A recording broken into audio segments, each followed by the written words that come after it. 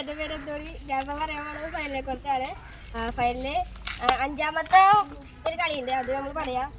ആദ്യം മുതലാണ് പറയാൻ പോകുന്നത്. ഫസ്റ്റ് കളി 1-0 അത് നമ്മൾ പൊട്ടി. രണ്ടാമത്തെ കളി 2-4 നമ്മൾ അത് പൊട്ടി. മൂന്നാമത്തെ കളി 6-8 ആയിരുന്നു, അത് നമ്മൾ ജയിച്ച്. നാലാമത്തെ കളി നമ്മൾ 3-0 ആയിരുന്നു, അത് നമ്മൾ ജയിച്ച്.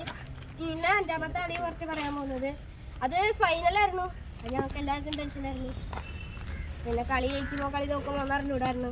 പിന്നെ നമ്മൾ പള്ളിയിലൊക്കെ പോയി പ്രാർത്ഥിച്ച് കളിക്ക് വേണ്ടി. എന്നാ നമ്മൾ കളിയിലോട്ട് കയറി. പിന്നെ കിച്ചായിരുന്നു ഇതെടുത്തത്,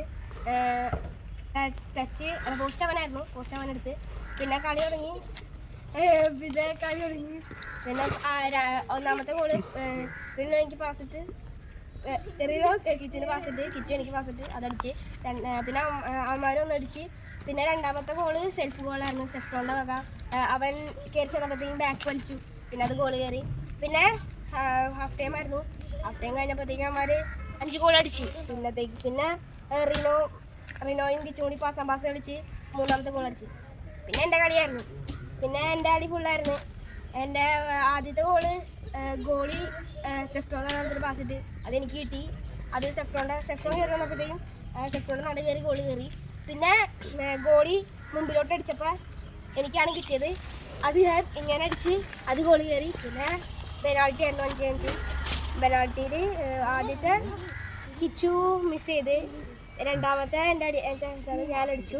പിന്നെ മൂന്നാമത്തെ ഇപ്പൂൻ്റെ ആൻസായിരുന്നു, ഇപ്പോൾ അടിച്ചില്ല. പിന്നെ റിനോൻ്റെ ആൻസറായി, റിനോ അടുക്കോട്ട് അടിച്ചത് കളഞ്ഞു. അത് പൊട്ടനായിരുന്നു, പൊട്ടത്തരം കാണിച്ചത്.